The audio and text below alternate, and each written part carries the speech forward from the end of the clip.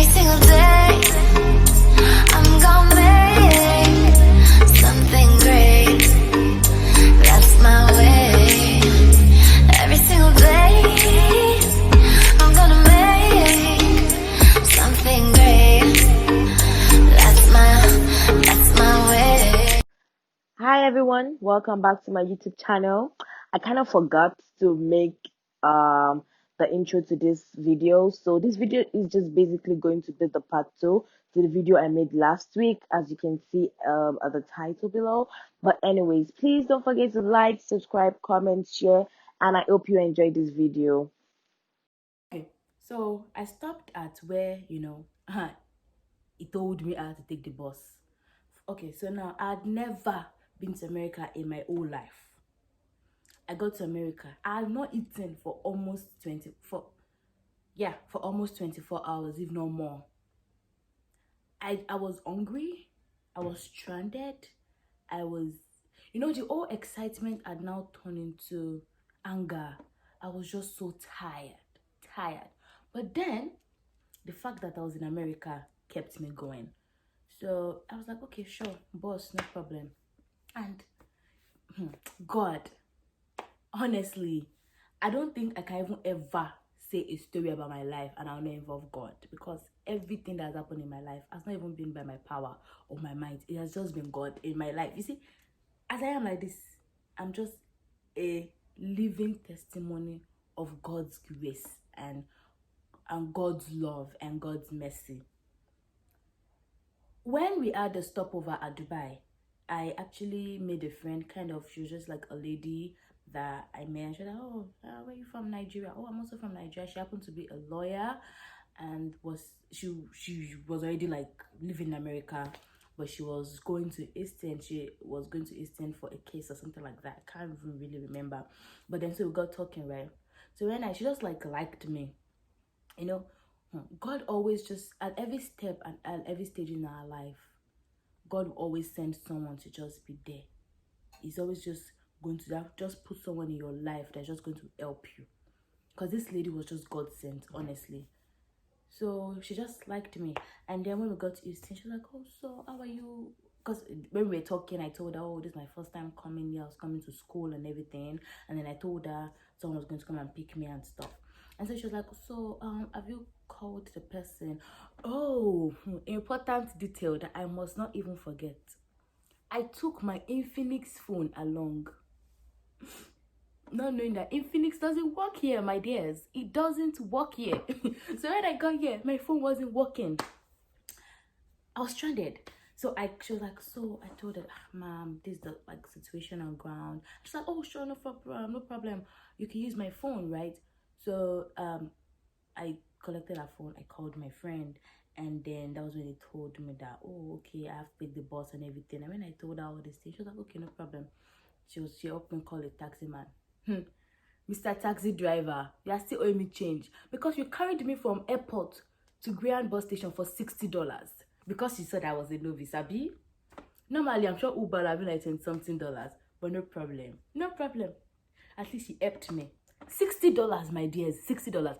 And trust me, if you had asked for $100, I'm sure I would have paid him because I was just,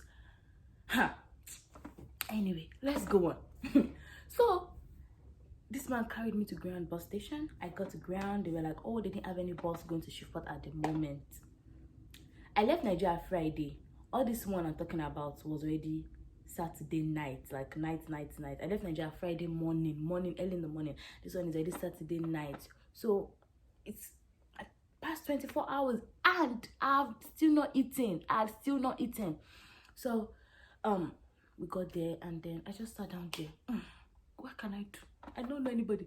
I know this kind of thing that you just be looking as if, hey, with all my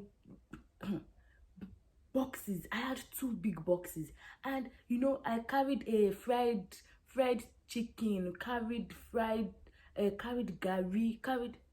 by the way, my fried chicken spoiled because over 24 hours the heat spoiled my fried chicken.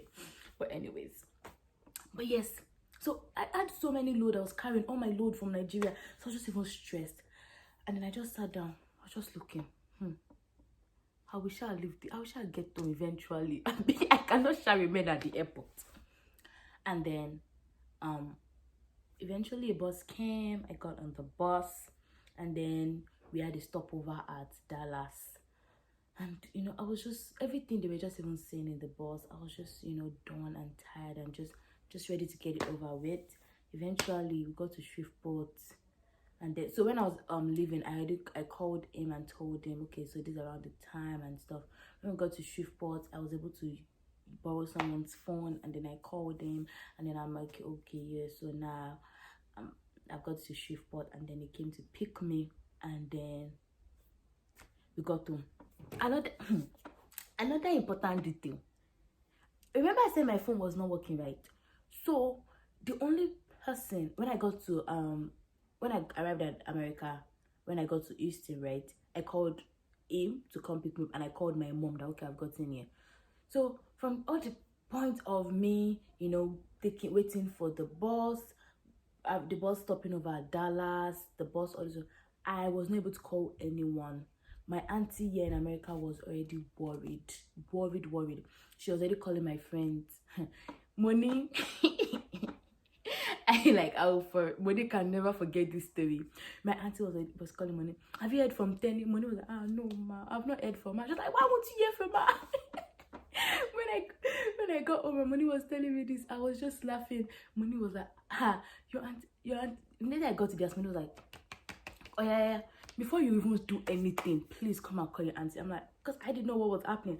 I was like, what happened? He said, your auntie has been calling me. Please just come and call your auntie first. So my parents didn't know what was happening with me. My auntie didn't know what was happening with me. Even me myself, did I know what was happening? I did not know what was happening to me. I was just so tired and so exhausted. And so I called them, and then, okay, I settled in and everything. I came summer. I was going to start school summer. So all my friends that were going to the same college I was going to go to, they were not going to school because they were on summer break, but I was going to go to school summer. So I had to navigate going to school by myself. Now, when you're watching American film, you're seeing America, you're seeing places like New York, downtown Chicago, fine places now. So I was thinking, I'm going to get to America, and it was just going to be like, a beautiful place. I went to Shreveport, not to say anything bad about Shreveport, but Shreveport was not in any way what I expected. And because that was my first place I coming to America, I was like, so is this the America that they've been? I was like, I've been deceived. I've been deceived.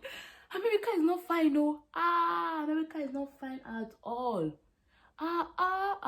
This place is not fine. This place is not fine.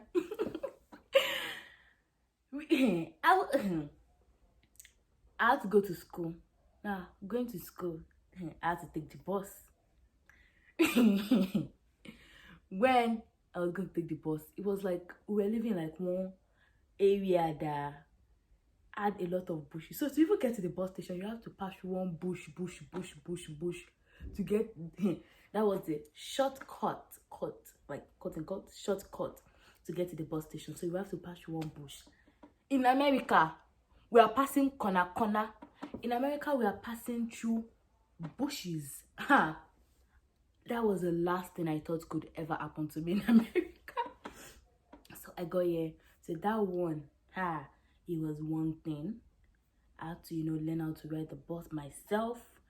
I had to. Then the expectation I had of America was not what I, saw when I got here. So it was just a lot of things. And then I guess, that was when everything now dawned on me. And then a few days later, like 3-4 days later, and I called my mom, and I started crying. I was like, Mommy, America is not fine at all. I'm like, Mommy, America is not fine at all. Mommy, it's not easy. Mommy this, Mommy that. It was just so frustrating.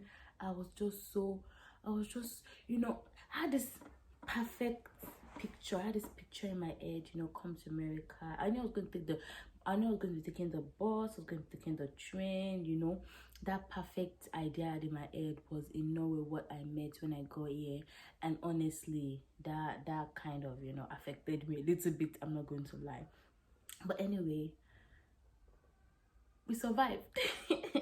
You say what doesn't kill you makes you stronger. So yes, I am stronger, but that's just my little experience from Nigeria to my first few months in America.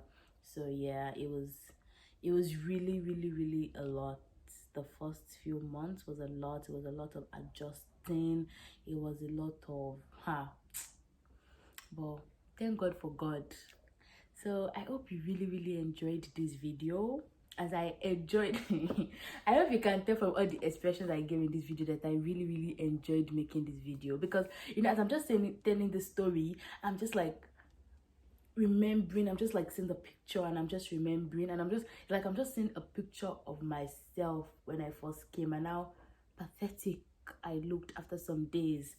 So it's just, I hope you really enjoyed this video. Please subscribe, comment, like, and share. And I will see you in my next video.